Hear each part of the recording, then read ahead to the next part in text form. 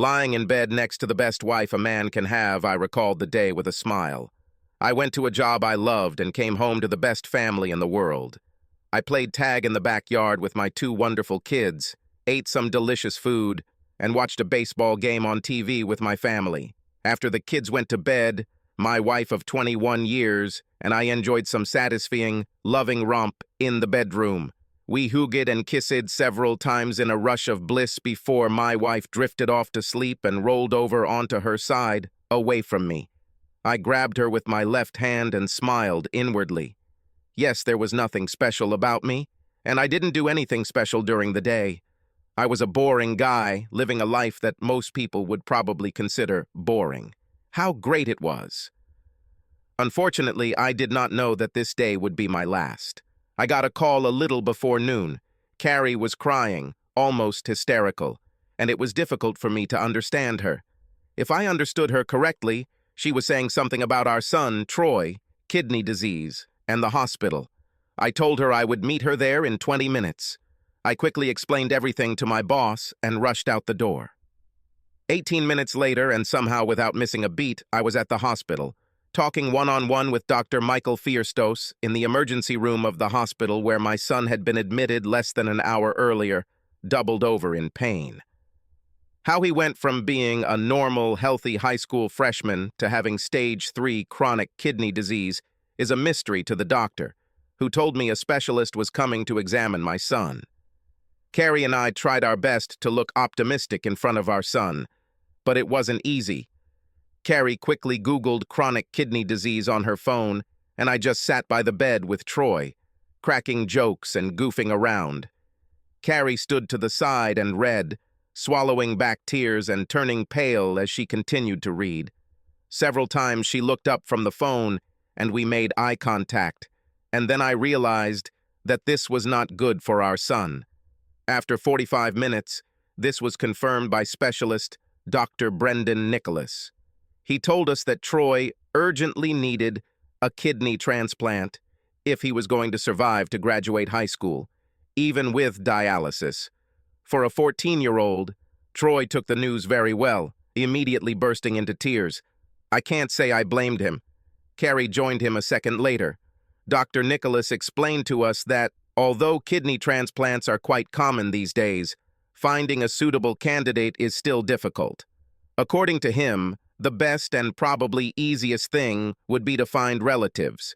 But the problem is that I was an only child in the family, and Carrie only had one sibling, who had two minor children who were not entitled to donation, like Troy's 17-year-old sister.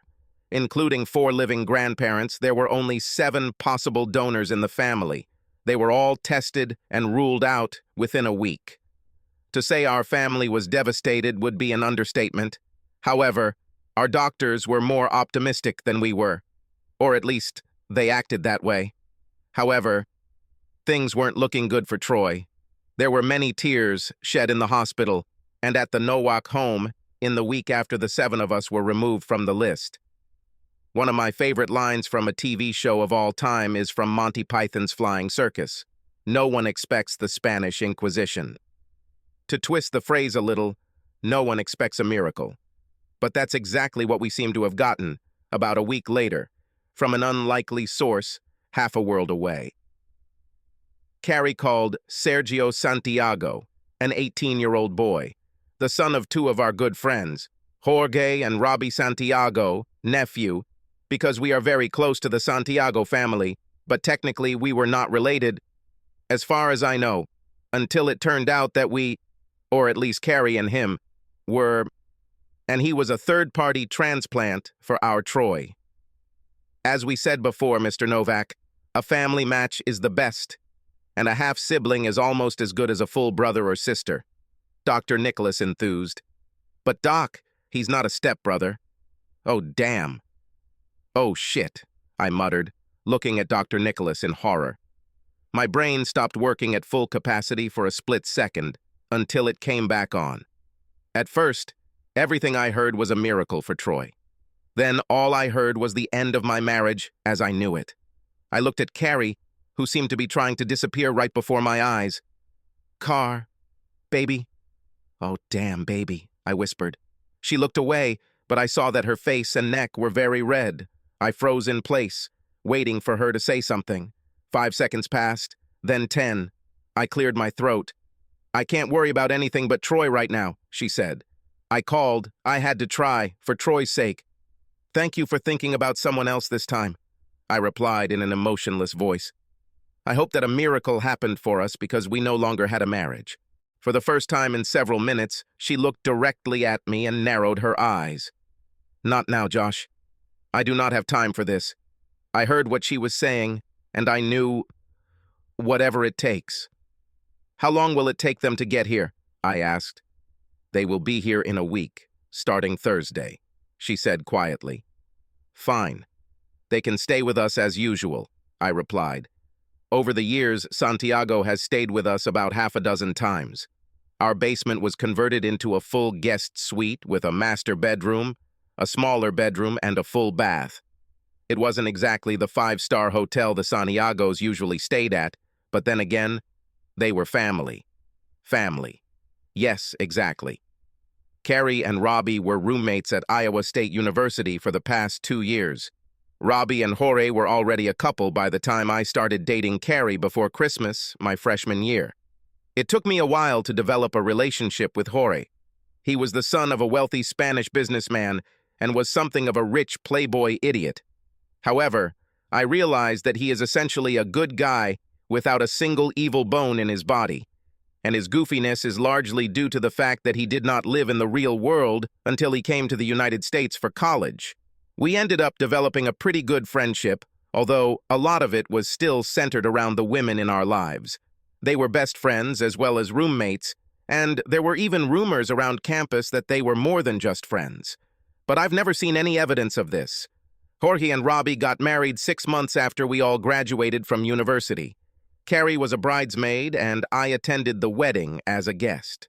6 months after that, Robbie was Carrie's bridesmaid at our wedding in Champaign, Illinois. And of course, Jorge was there too.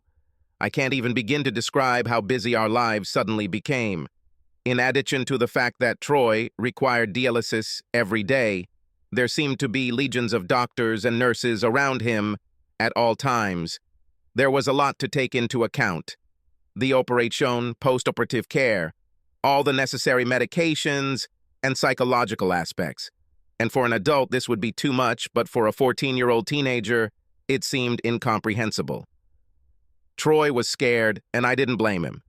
He was an athletic, fairly strong child with a quick mind. It seemed like nothing could throw him off balance until this happened. Suddenly, he felt very bad and in pain.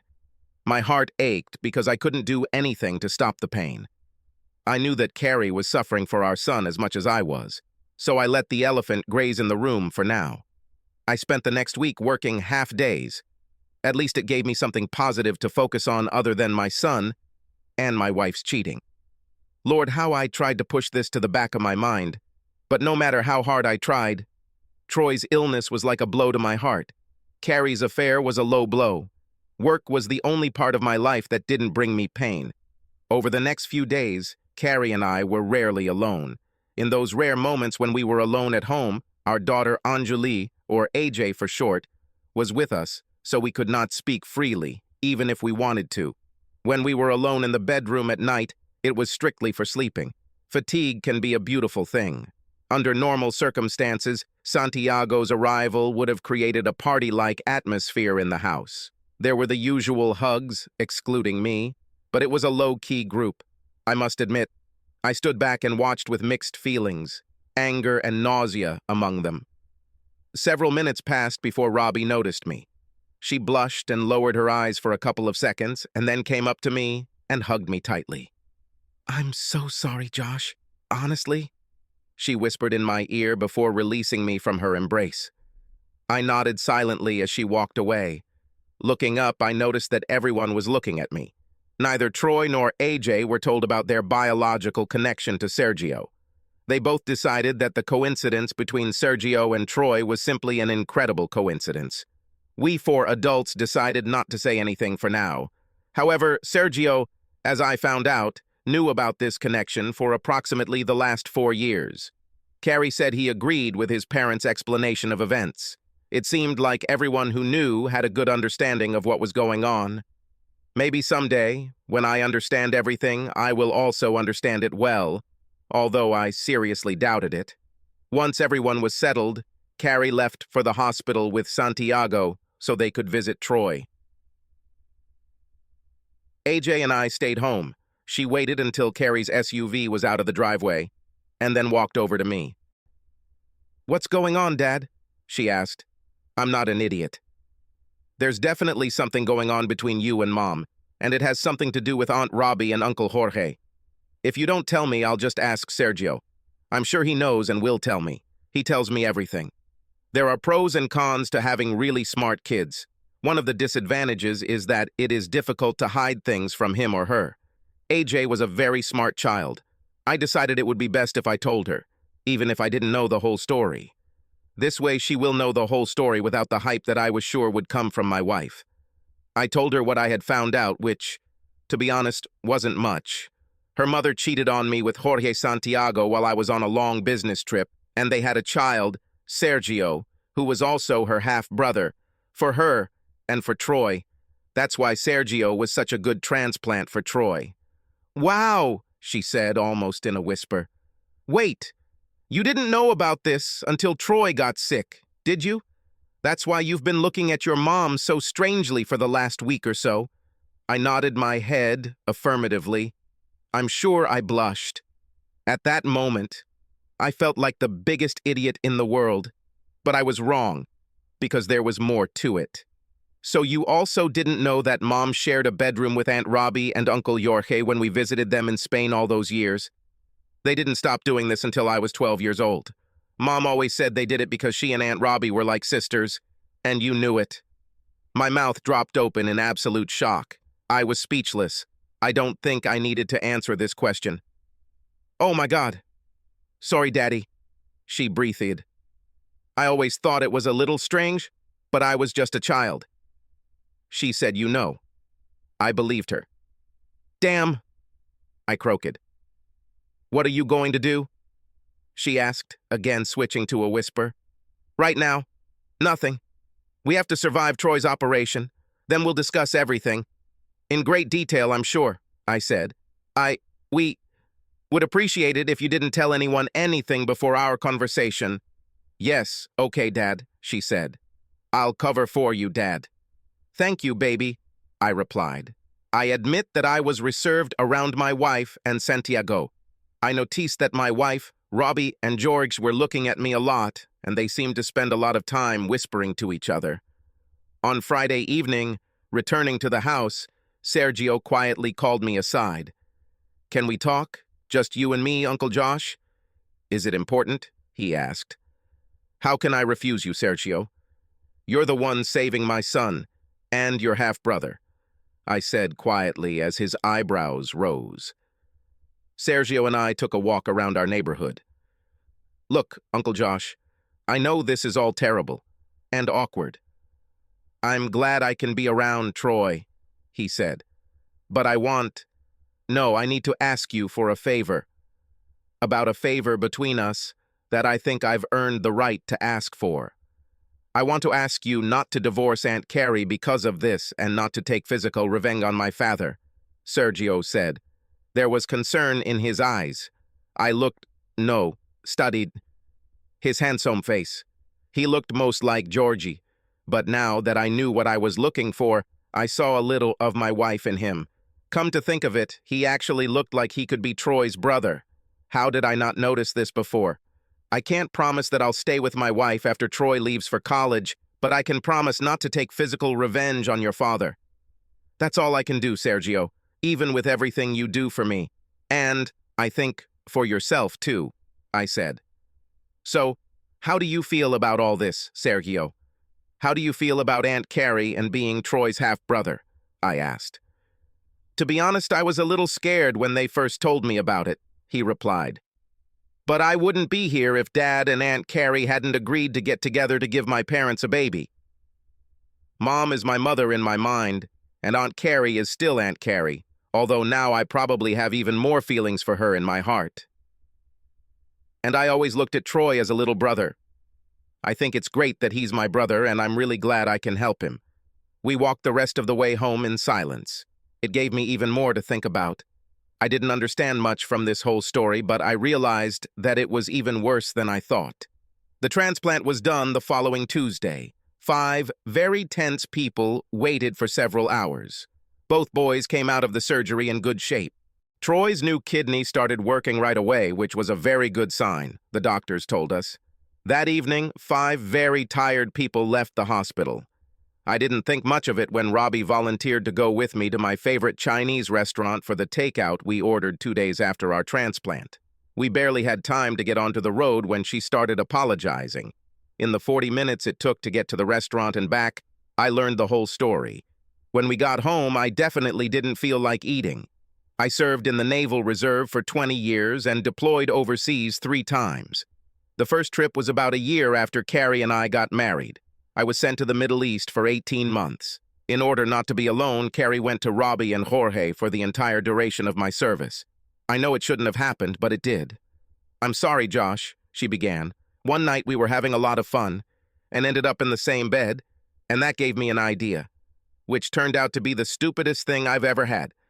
I haven't told anyone except Carrie, but I can't have children, and I really, really wanted them.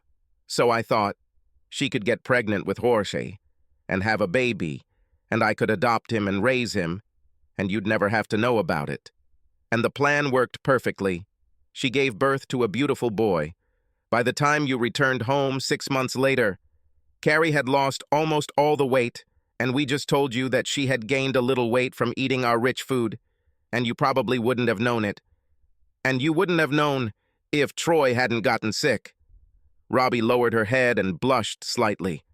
I waited for the continuation but never heard anything. However, remembering my daughter's words, I realized that there was actually more to it than that. For several seconds, I stared at her. "I talked to AJ," I said, leaving the rest up to Robbie. "Oh," she practically whispered. "She didn't just have sex with him once." "I'm not stupid, even if I didn't know some of the rest," I said sharply. "No, they did this a lot before she had the baby, and since then, they have continued to do this for many years. Right before my eyes, they became more than just good friends. They became lovers. I didn't expect this to happen. By that time, I had only one option: to come to terms with the situation.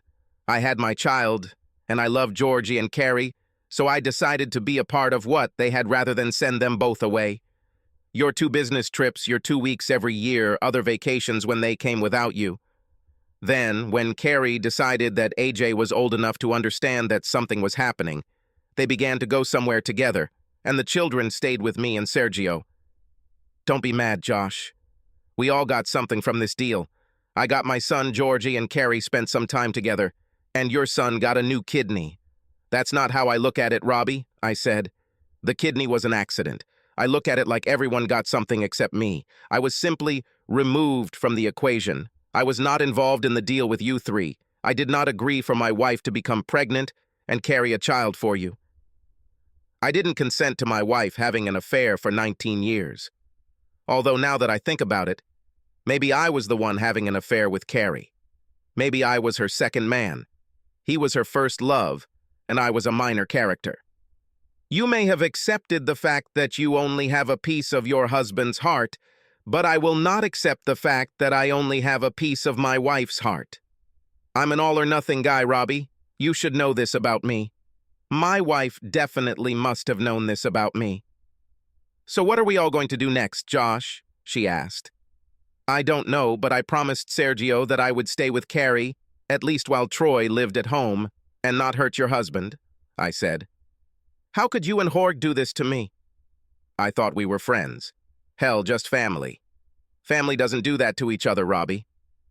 We pulled into the driveway and the conversation ended there. Both boys were released from the hospital and returned home within a week. Modern medicine is simply amazing. If nothing unexpected happens, Troy will live a long and normal life, and so will Sergio. The elephant remained quietly in the room until the evening, when the Santiagos were ready to fly home. I agreed that AJ would stay with the boys in the family room and watch some zombie show while eating pizza and drinking soda. The adults went with me to my home office, where, in addition to the desk, there was a sofa and a couple of armchairs. I grabbed a couple bottles of wine and bought a selection of deli meats from a local store. When I walked into the room, it didn't escape my notice that Carrie and Jorge were sitting together on the couch, and Robbie was alone in the chair. I placed everything on the coffee table and pulled a chair towards me. As everyone filled their plates, I began the discussion by once again praising Sergio for agreeing so readily and what it said about how Robbie and Jorge raised him. Carrie supported my statement, and I know Sergio's parents must be bursting with pride.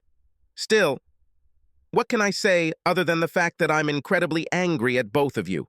I said, looking around at the couple on the couch. If I hadn't made that promise to Sergio, you both could be dead right now. How could the man who was supposed to love me more than anyone in the world do this to me? Chatting on me multiple times and secretly having a child with another man? Continue dating your lover for the next 18 years. Yes, now I know about this too. Damn, you did this practically in front of my children. Carrie looked like she wanted to respond, but apparently changed her mind. I just figured it out. Oh shit, I whispered. You two have been having fun with each other ever since you showed up here again. How many times? Once? Twice? Every damn day? She lowered her head and did not answer. I looked at Jorge, then at Robbie. Only twice, as far as I know, Robbie finally answered. Damn it, woman, I muttered. Tell me what's not in our bed. Carrie didn't look up from the floor. Now I understand, Carrie. I'm slow, so it took me a while. You may love me, but you're in love with him. He's number one. I'm number two, just like Robbie is to Jorge.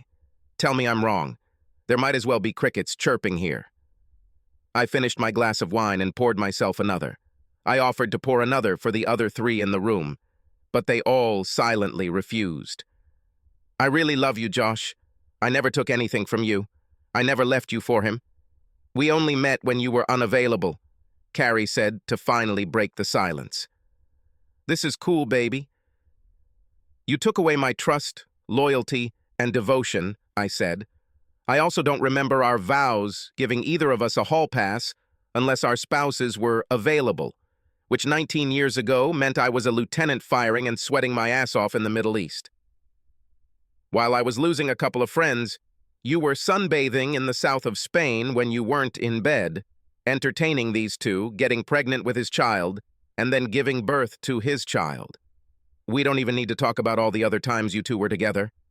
At least at some point you realized that you should be less open with our children and started sleeping with him away from our or their home. Except, apparently, this week. The three other people in the room sat in silence, mostly interested in something on the floor. Miracle of miracles, however, you had a spare son to help Troy. I continued with sarcasm.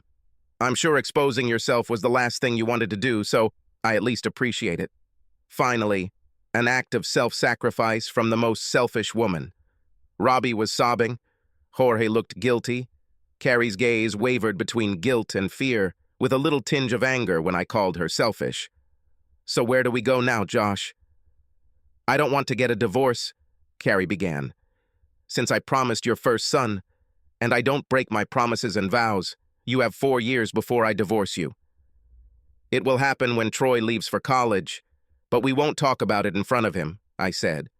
However, it will be you who will tell him that Sergio is his half-brother, and this should happen in the near future.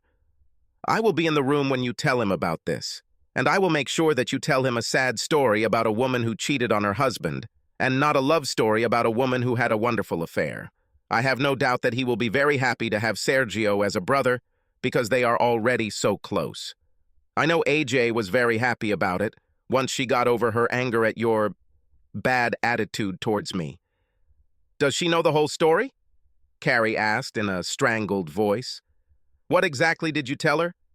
Now it's already hurt. I grinned sadly. I didn't tell her anything.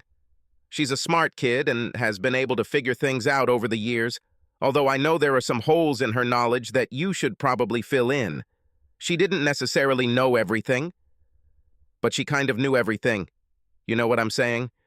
But because she wasn't completely sure of it, and because of the lies you told her, she never came to me and gave you up.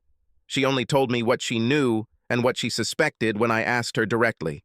She felt very guilty for not coming to me. Our son, on the other hand, still doesn't know anything. The blissful ignorance of youth and trust in his parents. And of course, you know that Sergio has known for years that you two cuckolded me. Several times over the past few years, I have noticed a strange look in his eyes and wondered about it. Now I know it was a look of pity. It's wonderful when a teenager looks at you with pity because he knows that his father and your wife are making a mockery of your marriage. Everyone got something from this deal, except me. I was simply crossed out. That's not true, Josh. I love you, she cried. I was a good wife and mother. If it weren't for this story with the kidneys, you would still be happy and not understand anything. Why can't we at least go back to the happy part? I never refused you sex, so you're saying that I should be happy being your number 2 option just because I didn't know what was going on?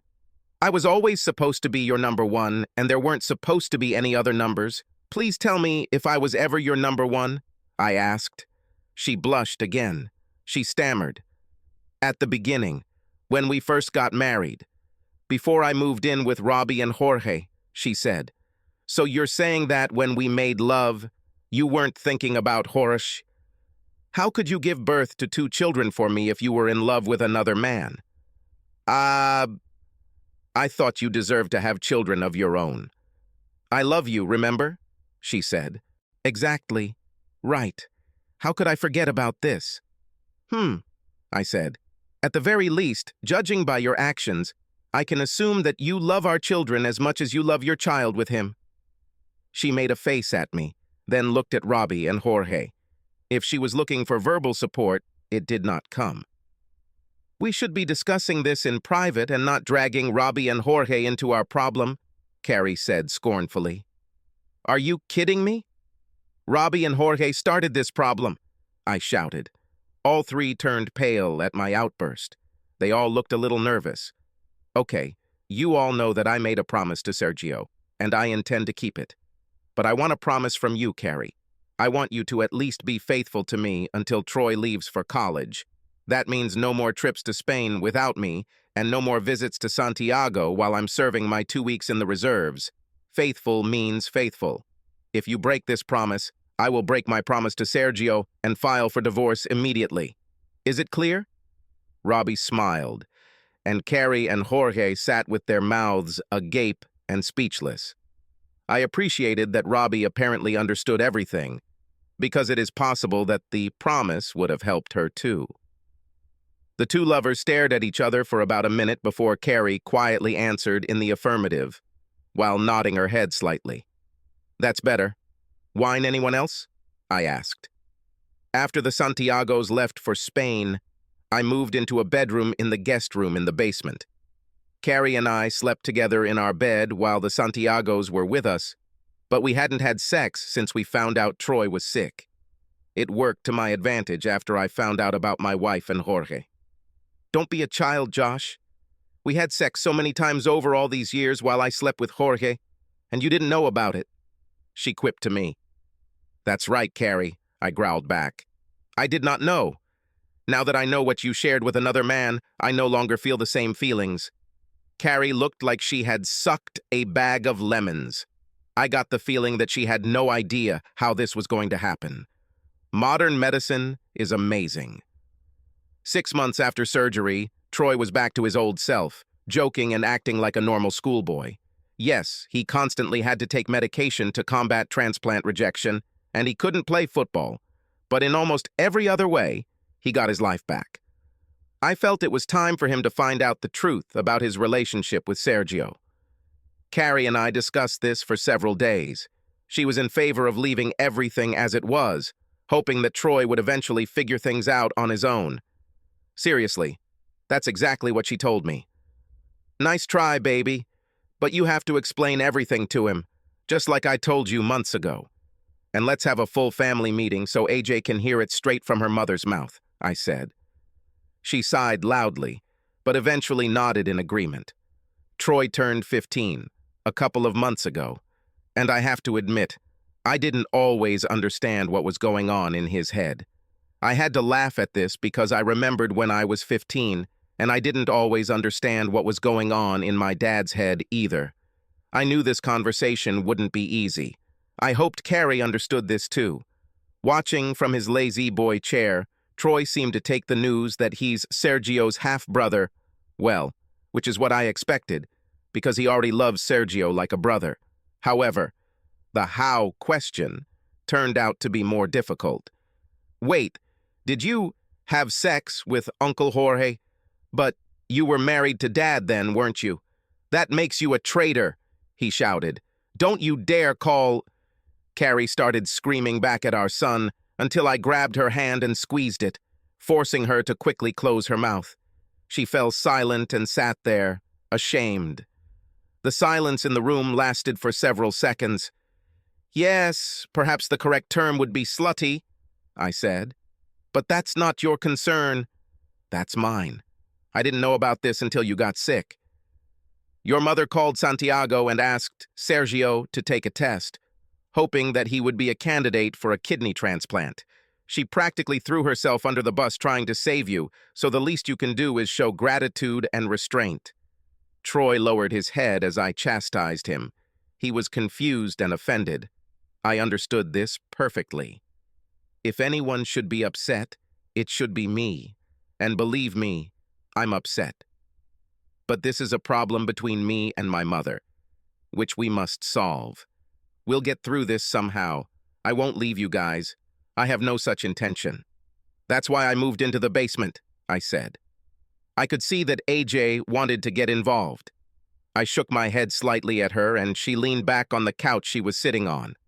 I quickly glanced at Carrie, who was sitting next to her, looking like the roof of our house was about to collapse on her. A few months later, AJ left for Central Michigan University. Troy asked if he could go with her. I know it seemed like a joke, but when I looked at his face, I realized that he was completely serious. In the house with my son, Carrie and I were at least polite to each other. We did all the normal parenting things like attend his school events. It seemed to me that at that time, we were a completely believable, loving couple, although I could see how our pretense was straining my wife. But I didn't care. I was going to live my life and enjoy being a father to my son. It also bothered my wife that we lived separately at home. There was no touching, no loving phrases, no little jokes, and definitely no intimacy. She couldn't just turn over and start doing things in bed at night because I wasn't there for her, literally. The latter was also not easy for me, but her infidelity somewhat dulled my libido. Josh, can't we at least go back to being us physically? I mean, we've always had a pretty good sex life. I never refused you anything, you know. Can't we at least get back to this? I know you're human and you have to have needs. Carrie pleaded with me one evening about 3 months later while Troy was out with friends. I looked her up and down. She was still a beautiful woman with a good body. It would literally just be sex because I wasn't in love with her anymore. Although I still loved her, this feeling gradually faded away. It will be sex, pure and simple, not lovemaking. I will get mine, and she will get hers. I didn't plan to work for her benefit. I guess so, but you'll have to go down to my room. Knowing what I know now, you have abused our marital bed many times over the years, and there is no way I will make out with you in that bed again, I croaked. Yes. Okay, I understand. I'll come to you in a few minutes. I just need to clean myself up a little, she said. Getting Carrie ready included applying a little makeup and perfume, quickly styling her hair, and putting on my favorite lace teddy under her robe. Entering my room, she took off her robe and twirled around in it. I had to quickly imagine her with Jorge to keep my excitement under control. I rolled off Carrie and lay on his back, enjoying his personal aftertaste. Once upon a time, I would have enjoyed the afterglow with Carrie in my arms. I really regretted that those days were gone forever. When I heard Carrie sobbing next to me, I knew she probably knew what I was thinking. I resisted the temptation to hug her and calm her down. After a few minutes, she stood up, threw on her teddy and robe, and quietly went back upstairs. There were no discussions, no pillow talk, just silence. When I went upstairs to watch TV in the family room, I heard the shower running in the master bathroom. I was sitting in gym shorts and a t-shirt when Troy got home. It was clear that something was gnawing at him. "Dad, you haven't taken Mom to a restaurant, club, or anywhere else for several months now," he said. "Are you ever going to forgive her and become a real couple again?" Moment of truth, I guess. I reflected a little on what was in my heart and head before answering. He waited patiently while I figured out how to phrase my answer. "Troy, I don't think I'll ever be able to forgive her enough to go back to what we had, or what I thought we had. It was all a sham. It was a lie.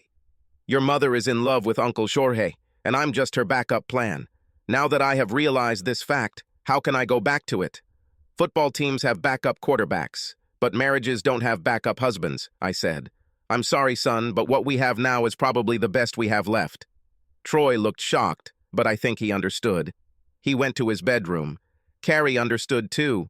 Every few weeks, she asked for some personal time, which became code for sex. I suppose she could have been secretly having sex with someone else, but she knew that if she got caught, whatever happened next would be entirely on her. I don't know if Carrie felt the significance of Troy's graduation as much as I did. Once upon a time, probably, yes. But I have long since stopped worrying about what she does and what worries her. I didn't love her anymore. I still cared about her. We had a shared history and 2 wonderful children, but her years of deception had dulled my feelings to the bare minimum. I have always believed that hate is the polar opposite of love. I have learned from my own experience that the opposite of love is indifference. Who knew? I remember heading off to college with 10 days' worth of clothes, 14 pairs of underwear, and a stereo system. Troy went to the University of Oregon with 14 days' worth of clothing, 14 pairs of underwear, an iPad, laptop, cell phone, headphones, and 2 boxes of other stuff. Yes, things have definitely changed. Troy was really excited and chatted for most of the 2-day trip. Hell, it was basically a 16-hour monologue. I don't think Carrie managed to get more than 2 words in, and I didn't say more than that. I don't think Troy even realized that he was pretty much the only one talking for 2 days. Since Troy stayed in Eugene, the car ride home was incredibly quiet. I drove the car for about 12 of the 16 hours. Carrie was the chief navigator, which also meant she was in charge of most of the music. If I hear a Michael Bolton ballad one more time in my life, well, I knew that Carrie was feeling incredibly melancholy when both children practically left home. Don't forget, I said Carrie was a good mother, and I knew she loved the children much more than she loved me. I may not have been her favorite man, but AJ and Troy were on her list of favorite children. I could tell by how gloomy she was that she wasn't looking at the big picture. I thought I would feel better when Carrie was handed an envelope right after we pulled into our driveway. She grabbed the envelope as if it were radioactive, burst into tears, and ran into the house. I felt small. When I made plans for the post-trip period, I was working on pure revenge. Looking back, I realize it was just petty. I know I need help. I also knew that we were done as a married couple from the moment I found out about her infidelity. I kept my promise to Sergio. I told him I would stay with Carrie until Troy left for college. I gave her 2 extra days. I was lying in my room when I heard her knock on the door. The door was unlocked, so I told her to come in. "Do you hate me that much now, Josh?" she asked quietly. "Did I destroy everything?" "Yes, you ruined everything, but I don't hate you, Carrie." "I just don't care about you now," I said. "But we had something good for many years until you found out," she argued. "Is it true? It was all a lie to me after you left for Robbie and Jorge the first time. You no longer loved only me, as you promised. She no longer gave her body to me alone, as she had promised. You gave birth to a child from another man. Why couldn't you just be honest with me after you fell in love with Jorge? Why couldn't you just divorce me? You stayed with me and gave me 2 wonderful children, but you deceived me for 18 years. You robbed me of 18 years where I could have been looking for a woman to share my life with instead of wasting those 18 years being a selfish woman's second choice. Go back to Jorge, Carrie. Can't you see it? I'm setting you free. But I loved you, Josh. Can't you see it? I couldn't stay with you for 20 years if I didn't love you. Yes, I'm not in love with you like I am with Jorge, but I really love you, she cried. Your version of love is different from mine, Carrie. If you really loved me, you would have done right by me and not kept me as a backup boyfriend. I should have been number one. I deserve to be the desired guy you were in love with. By deceiving me, you never gave me a choice between being number two or finding a woman who wanted me to be number one. You gave me two wonderful children. We had a good life, or at least it seemed so to me. Everything disappeared in smoke. You apparently got what you wanted. Jorge apparently got what he wanted. Robbie got what she wanted. And what I got was, I got crap. So what was your plan after the kids left home? Assuming I never found out about you and Jorge? Her mouth opened, but no sound came out, at least for a few seconds.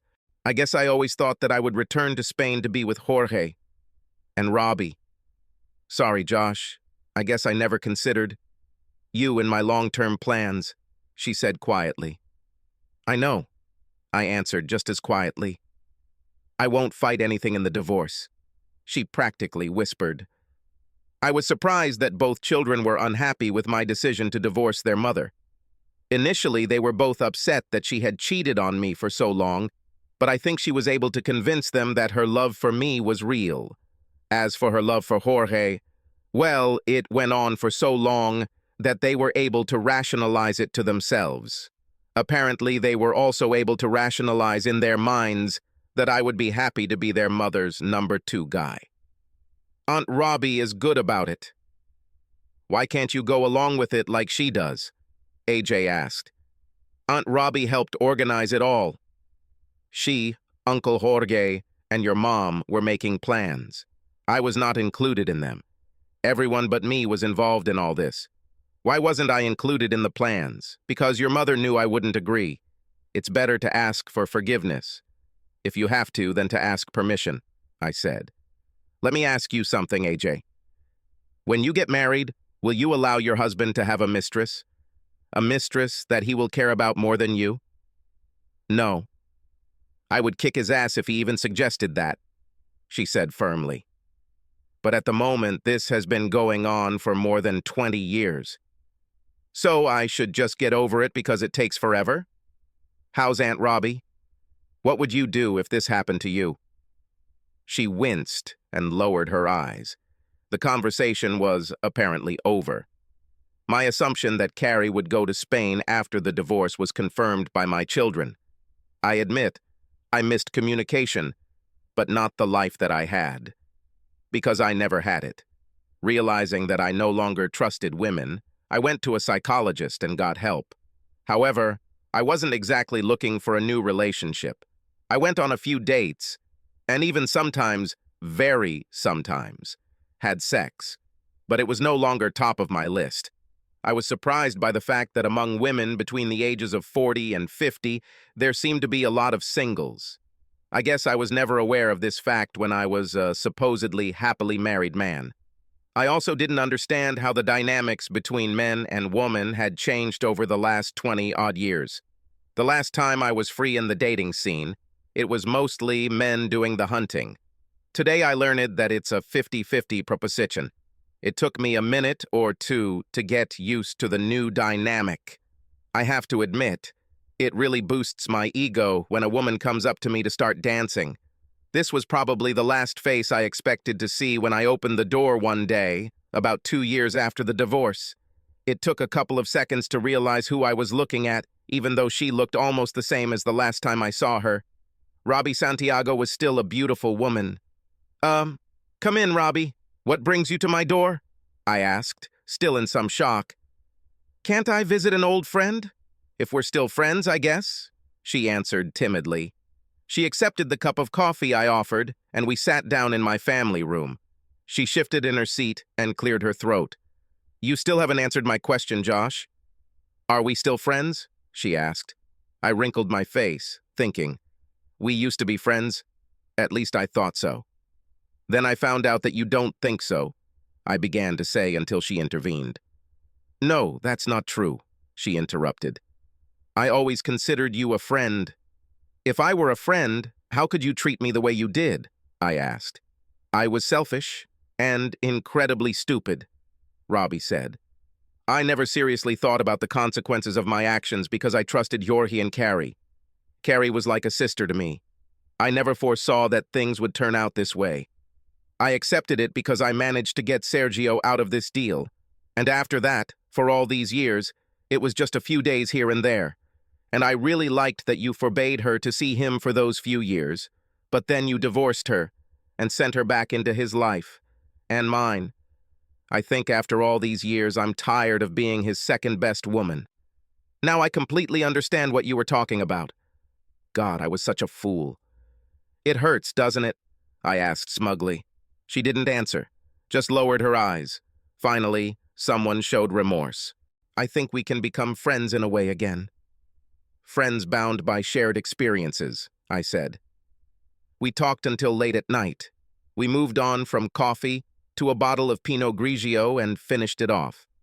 As she turned to leave, I surprised her, and myself, by offering her my guest room.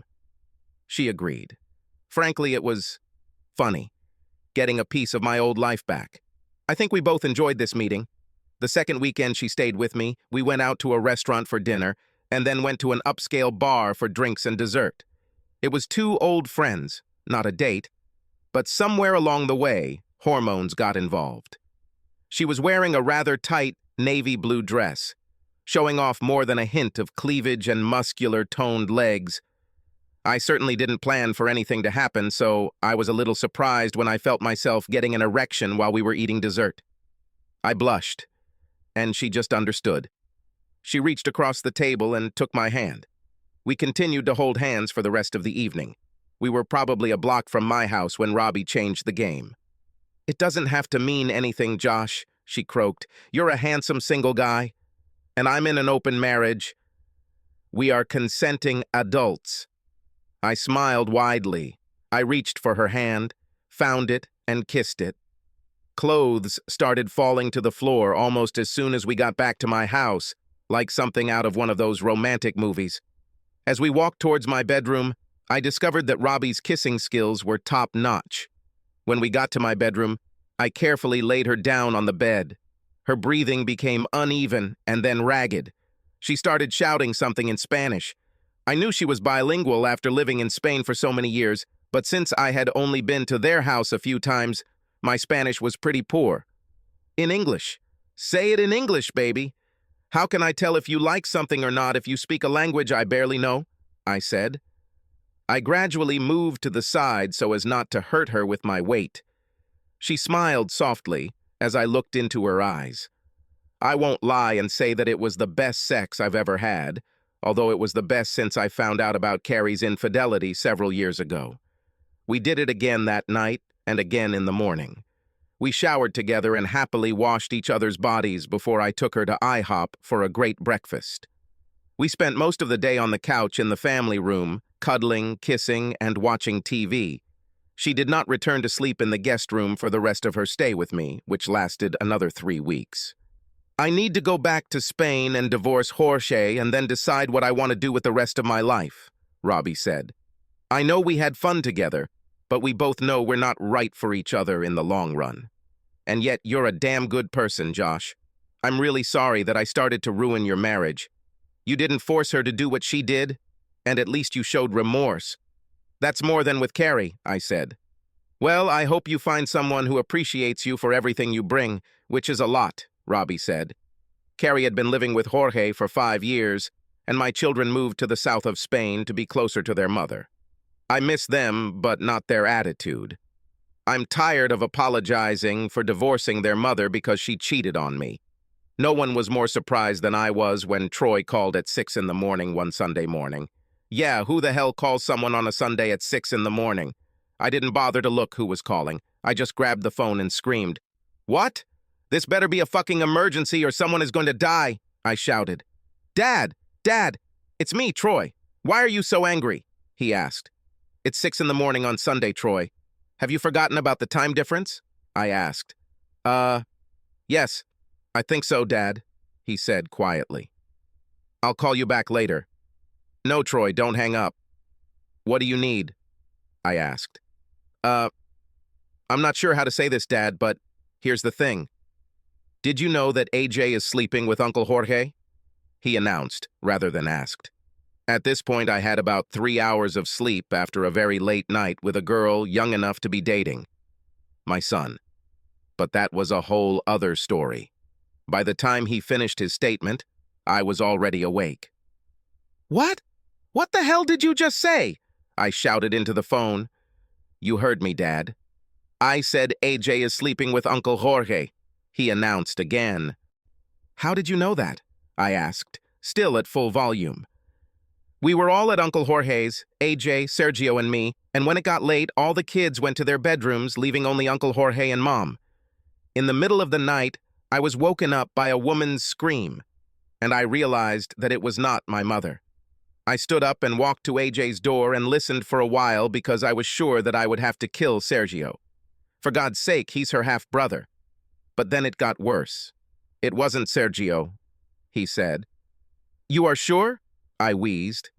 Yes, he whispered. Well, she's already 27, Dad. I think she can decide who she sleeps with. But still, it's just creepy, you know what I mean? And your mother doesn't mind? I asked. He hesitated. I'm not sure she knows about it, he said. 2 days later, I stood on the threshold of Jorge's house and waited for the answer to the call at the luxurious door. The woman in the house opened the door, gasping. Josh, what are you doing here? Carrie asked, with a very shocked look on her face. I was nearby and wanted to see my children. Do you have problems with this? I asked rudely. She stepped aside and let me inside. Why didn't you call? You could have stayed here if we knew you were coming, she said. I glared at her as all 3 kids and Jorge entered the salon. Seeing that it was me, all 3 children went to hug each other, but Jorge stayed away. The children all started talking at once, but quickly fell silent when I approached Jorge with fire in my eyes. He raised both hands in surrender. It didn't matter. I'm not the best fighter, but I can take care of myself. In this case, there was rage on my side. I threw my best straight punch with my right hand, which went through his raised arms and landed right on his nose. I felt the bone crunch and blood gushed in all directions. He backed away and I punched him in the stomach twice as hard as I could, once with each hand. I stepped back, breathing heavily, and looked around at the shocked faces. Uncle Josh, you promised me that you wouldn't hurt Dad for what he did to Aunt Carrie. Sergio howled, but wisely remained in place. I breathed fire from my nostrils as I watched Jorge wince in pain as Carrie rushed towards him. I didn't break my promise to you, I shouted back. He received these beatings for touching my daughter, your half-sister. Did you know that he had sex with your daughter? I asked, turning my attention to my ex-wife. Her expression changed from scared to shocked as she looked at me and then back at Jorge. What is he talking about? She asked Jorge. Jorge was curled up in a ball, bleeding profusely and whimpering. I'm old enough to decide who I sleep with, AJ said. I don't need permission from any of you.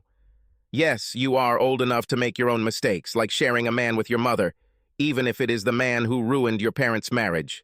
But you, like your mother and the asshole on the floor, are also old enough to understand that every action has consequences. And his recent action gave me the chance to give him the consequences that I could not give him for that he entertained your mother because I promised Sergio. I think I should thank you for giving me a chance to do something that should have been done a long time ago. But still, your choice of sexual partners is more than a little troubling, given everything that's happened. She blushed, looking first at me, then at her mother. Sorry, Mom, she said. Carrie looked at AJ intently, and I knew what was about to happen. She turned to Jorge and swung her leg as hard as she could, hitting the man in the face. He groaned and lost consciousness. Nice shot, Mom, Troy admired. Sorry, Uncle Josh. I didn't know about Dad and AJ. It's just wrong, Sergio said. Yes, Sergio, but it's not your fault and it's not your place to apologize, I said. Kids, it was great seeing you all, although you and I, AJ, have a lot to talk about sometimes. Carrie, it wasn't very nice to see you, but I need to see some sights for a few days before I return home. Now, if you don't mind. Oh, by the way, you have my number if that idiot wants to press charges against me. Just call me and I'll give up. That won't happen, Uncle Josh. This is my promise. Dad and I also have something to talk about, Sergio said. Everyone screams when they land after their first skydive, and I was no exception. It was simply amazing. My toes touched the ground first, and since my legs were extended in front of my body, I landed carefully on my butt and screamed. I quickly jumped to my knees and then to my feet and ran back to grab the parachute. My pulse was racing. I was too nervous to look at my Fitbit, otherwise I might see incredible numbers. It felt like my chest was going to explode. My heart was beating so hard and fast, and I knew that my smile was splitting my face in two. Yes, yes, yes! I screamed again as the jump master came up to me to congratulate me and check if I had hurt myself in any way. Great jump, Josh, he told me enthusiastically as I collected my equipment and headed towards the exit of the landing zone. As I walked toward the garage where people were coming out to greet me, I realized that I was sweating profusely, and it seemed to me that all the sounds around me had become a little louder, a little more distinct. Maybe this is what happens during near-death experiences, I thought to myself. Okay, I know I went a little overboard, maybe even a half, but after witnessing the birth of my 2 children, I just experienced the most amazing thing of my life. Better than marriage. Even better than my first sex. I will probably never be able to explain exactly what I just experienced. I was 51 years old and had been divorced for several years. For several years after the divorce, I was practically vegetating, but a recent trip to Spain gave my life a boost. More precisely, beating Jorge Santiago did wonders for my mood. The first day after returning to the States, I practically jumped out of bed. I laced up my New Balance sneakers and hit the road. Over the past year, I have returned to jogging, but getting back into shape has been difficult. That morning, I practically skipped work. I was almost unbearable. I felt so energized. My receptionist, Teresa, noticed this immediately, and 5 minutes after I walked in, she showed up at my door with a cup of coffee and a notepad, because I had a lot to catch up on after being away for a week, at least according to her. The ruse ended after a minute when she sat up, looked me straight in the eyes and said, "Okay, spit it out. You spent a week in Spain having sex, didn't you?" "Even better, Teresa," I replied. I found my style. Who knew he was on holiday in the south of Spain? That's great, Josh. I'm happy for you. You deserved it. I signed up for a couple of classes at a small local college just for fun. There are over 1 billion Chinese people in China, and I decided that I needed to understand the culture a little better. The second course was even more frivolous. It was dedicated to classic rock. Most of the people in the class were my age, but there were a few kids who were probably forced to listen to their parents' music growing up and got hooked. A month later, I decided that I needed to skydive. I don't know why this stuck in my head because I'm deathly afraid of heights. I just felt like I needed to do something to overcome this fear, and jumping out of a plane from 2,000 feet seemed absolutely fucking ridiculous. Maybe that's the downside of living alone. There's no one who can tell you that a stupid fucking idea is just that. A stupid fucking idea, think about it. Why would anyone voluntarily jump out of a perfectly functional airplane? So I actually signed up for the classes needed to start jumping. I thought the class was good, but everything changed when we put on our suits, broke into groups of 3, and my group went to the converted 4-seater plane we were going to jump from. In short, I'm glad I didn't have a weak heart.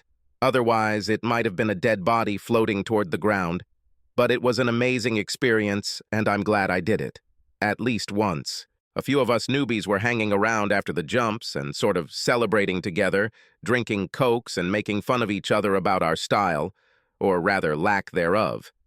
I was on my second Coke and eating M&Ms from the machine when a screaming girl walked into the garage, obviously still as worked up as the rest of us, but a few inches shorter and a few octaves taller.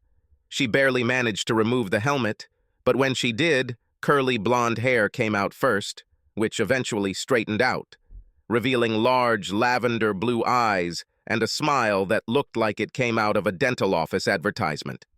For the second time that day, I was afraid that my heart would stop. I almost choked on my candy when she took off her overalls. It was a warm day, and she wore a tight t-shirt and very tight jeans. She looked to be about 30, although I later learned that she was 44. I also later learned that her name was Evie Abraham. Maybe because she was so petite, she seemed even more animated than the others, and I couldn't take my eyes off her as we all sat around the table talking about our experiences. I finally realized I was staring and hoped I wasn't drooling. I hoped I was unnoticed when I looked to see if she had a ring on her left hand. Did not have. After that, we talked for some time until Evie got up from the table and walked towards the parking lot. I wasted no time getting up and following her. I left the airfield that day with memories to last a lifetime and a date set for the following Saturday evening.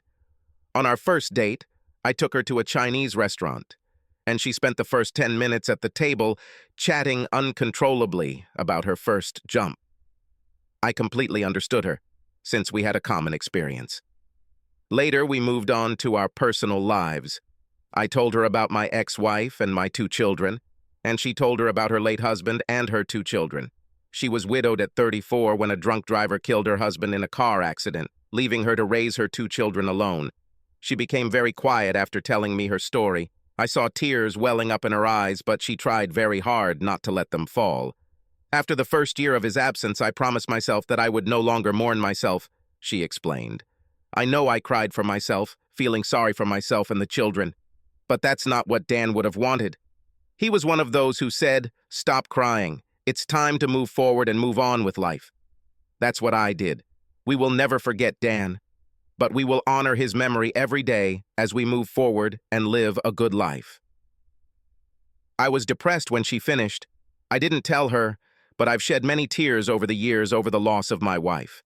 It looks like he's a smart person since he was able to give advice to someone he didn't even know, I said quietly. She tilted her head to the right and smiled widely.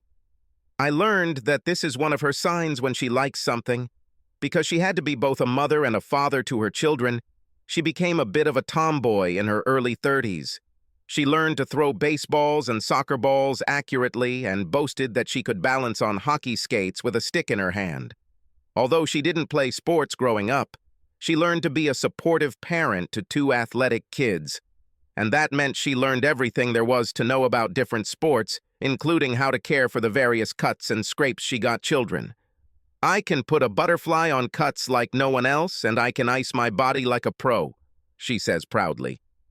Armed with this information, I took her to a Cincinnati Reds baseball game on our second date. She took the program from me, turned to the scorecard, and began counting up the points for the game. Damn, most guys I know can't keep score, but this babe did it like a pro. I was very impressed. My son played baseball, and my daughter played softball. I became the official stat guy for both teams, she said, using air quotes for guy. She was 5 feet tall, restless, and full of enthusiasm. She favored tight t-shirts, jeans, and sneakers, and gradually fit into my world as easily as she fit under my arm when I held her close to me. At the end of our first date, I received a chaste kiss on the cheek. I then received gentle kisses on the lips several times during our second date. After that, the kissing became more intense, but I never felt like it was the right time to pursue a relationship with her until we ended our 6th date. And she made a move. "Am I not doing this for you, Josh?" she asked as we kissed on the couch in her living room. "I mean, you've never laid a finger on me yet. And I really want something more from you than just a finger," she said, tilting her head to the right and smiling. I felt myself blushing. I suddenly felt like I was back in high school again. "It's been a long time for me." "No, not for this," I said, looking up and seeing Evie grinning like a Cheshire cat. "I think we could have something special, and I guess I'm afraid I might ruin it," I replied as my heart pounded in my ears. "Oh, honey, that won't happen. At least not from me." Now, how about you show me how quickly you can get naked? She said, her eyes sparkling. 6 months later, we got engaged, and 6 months after that, we had a small wedding, which was attended only by her 2 children, my son and Sergio. AJ, although invited, decided not to come because I had not invited her new husband, Jorge, whom Carrie divorced almost immediately after she found out he was sleeping with her daughter. No wonder we didn't go to Spain on our honeymoon.